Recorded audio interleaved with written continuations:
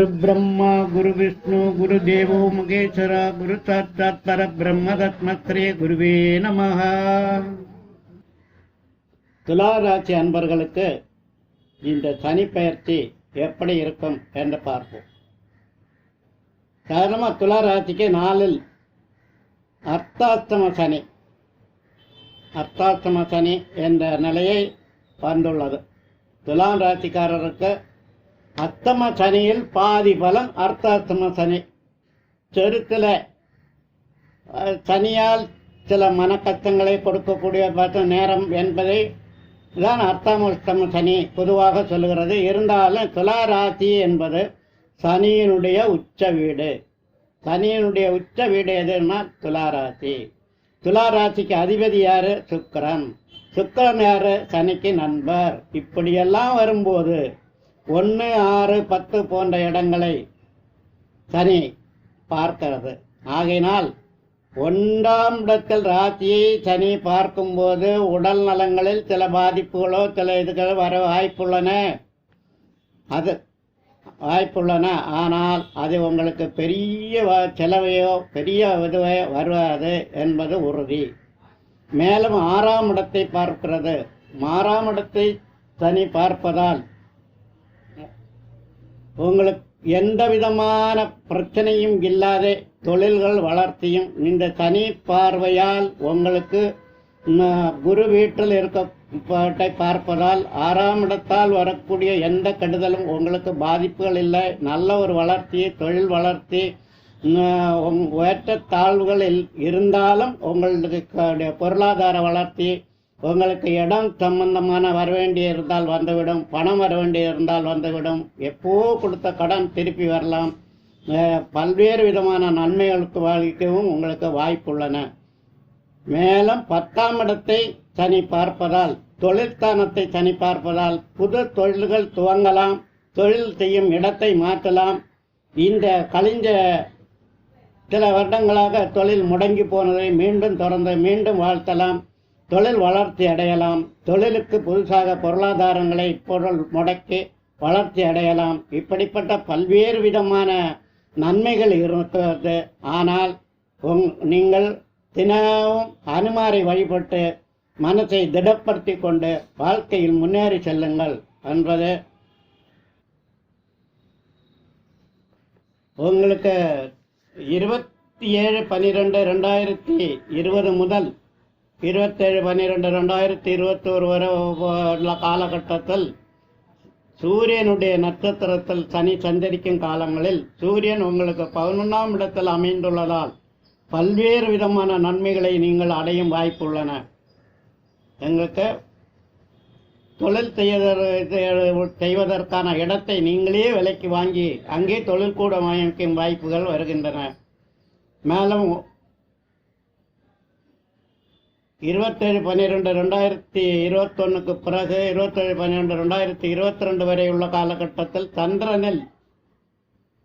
சந்திரனுடைய நட்சத்திரத்தில் சனி சஞ்சரிக்கும் காலங்களில் நீங்கள் வெளிநாடுகளுக்கு சென்று சுற்றி பார்க்கவும், வெளிநாட்டவருடைய உதவி கிடைக்கவும், சில வெளிநாட்டு தொடர்புடைய தொழில்களில் ஈடுபடவும் வாய்ப்புகள் உள்ளன. சூரியன் 11ஆம் இடத்தில், மேலும் 2 7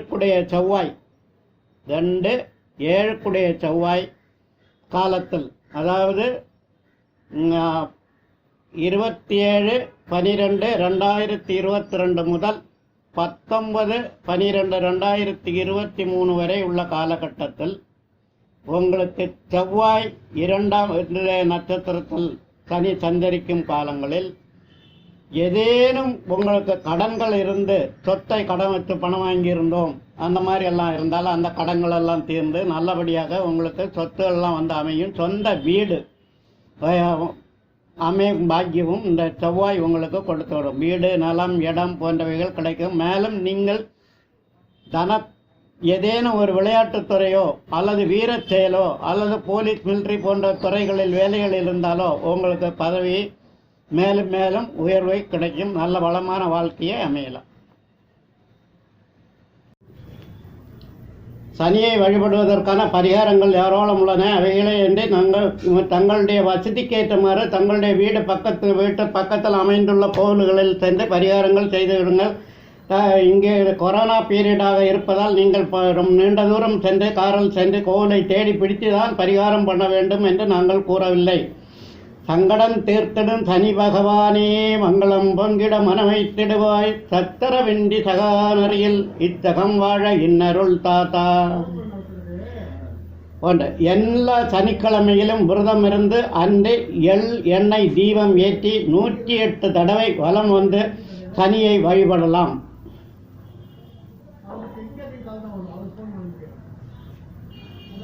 கருப்பு நிற எள் ஒரு 25 கிராம் அளவுக்கு எடுத்து ஒரு கருப்பு துணியில் மடித்து கட்டி அதை வெள்ளிக்கிழமை அன்று தூங்கும்போது தலைக்கு அடியில் வைத்துவிட்டு மறுநாள் காலையில் சனிக்கிழமை அதை எடுத்து எள்ளை 3ஆக பிரித்து ஒரு பகுதியை சாதத்தில் கலந்து காக்காவுக்கும், இன்னொரு பகுதியை எள் தீபமாகவும், 3வது பகுதியை ஓடும் தண்ணீரிலும் கரைத்து விடலாம். இது மிக சிறந்த ஒரு சனிக்கான பரிகாரமாகும். சனிக்கு எள்ளெண்ணெய் தீபம் ஏற்றி தினமும் ஓம் மந்தாய நம என்ற மந்திரம் சொல்வது மிக சிறப்பு. மொத்தமும் படிவா.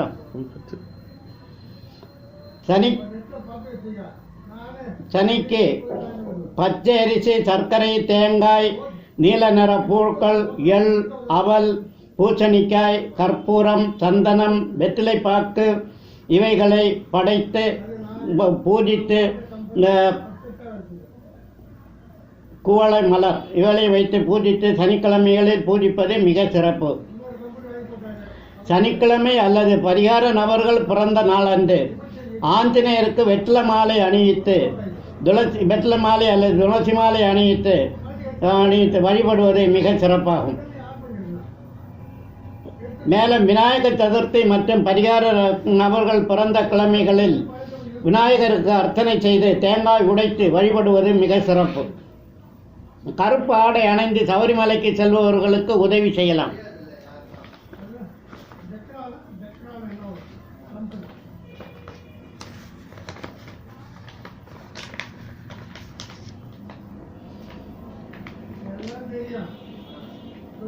சனி தோஷம் உள்ளவர்கள் சிவ வழிபாடு ஓம் சிவாய நம என்று ஜெபித்து சிவராத்திரி என்று விரதம் இருப்பது நல்லது. தேங்காய் முடியில் எள் தீபம் ஏற்றி தலைக்கு மேலே 6 தடவை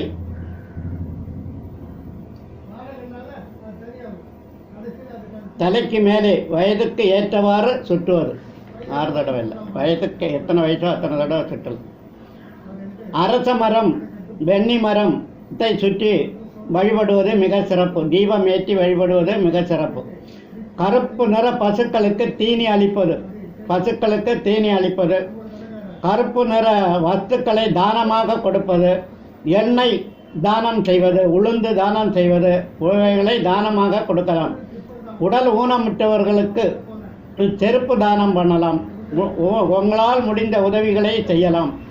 கருப்பு நிற துணியில் பொம்மை கொண்டை செய்து சனி பகவானாக பூஜித்து தன் குறையை சொல்லி மனம் விட்டு உருகி அழுது கண்ணீர் விட சனிக்கு கருணை தோன்றி மன்னிப்பார். அடுத்த கடுமையான சனி தோஷம் உள்ளவர்கள் ஒரு மண் கலசத்தில் எள் எண்ணெய் நிரப்பி தன் தலைக்கு மேலே சுற்றி அமாவாசை என்று நள்ளிரவில் ஆற்றின் கரையில் புதைத்து விடலாம். திருநள்ளார் சென்று முதலில் நல தீர்த்தத்தில் குளித்து பின் விநாயகரையும் சிவபெருமானையும் பார்வதி வழிபட்டு சுப்பிரமணியரையும் வழிபட்டு பின் மூலவரை வழிபட வேண்டும். அத்தமே அன்று பைரவரை பூஜித்து அவர் வாகனமான நாய்க்கு உணவளிப்பது மிக சிறந்தது. சனிக்கிழமைகள் அசைவ உணவு உண்ணாமல் இருப்பது சனி தோஷம் உள்ளவர்கள் கடைபிடிக்கும் விரதங்களில் முக்கியமானதாகும். பிறரை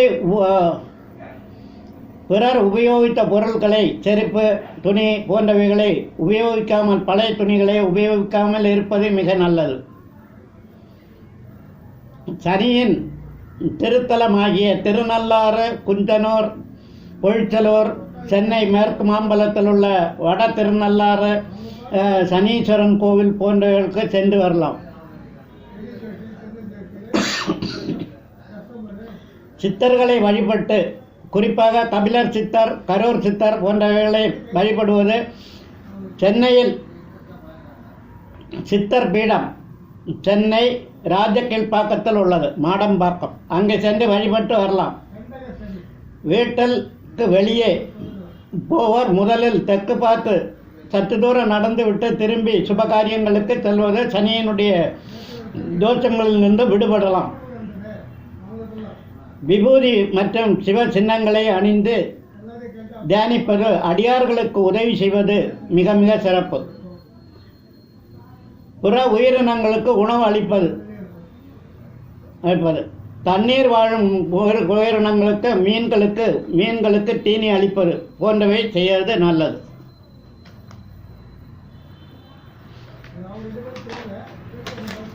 கோளார் பதியம் படிக்கலாம். தினமும் கோளார் பதியம் படியுங்கள். கோள்களால் உங்களுக்கு வரும் தோஷங்கள் விலகிவிடும். சனி பகவானை எந்திரத்தை வாசலில்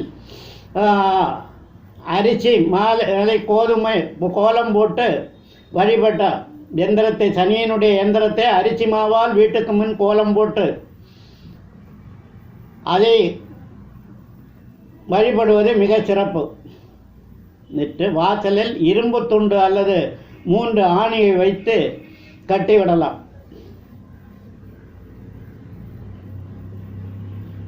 உபயோகித்த குதிரையினுடைய டாலம், குதிரை காலில் இருக்க குதிரையினுடைய டாலம், அதை எடுத்து கொண்டு வந்து கருப்பு துணியில் கட்டி வீட்டு வாசலில் கட்டி வைப்பது மிக சிறப்பு. சனி தோஷம் வராது. சனியின் எந்திரத்தை நீங்கள் ஜாதகத்தில் இணைத்து பூஜை அறையில் வைத்துக் கொள்ளலாம்.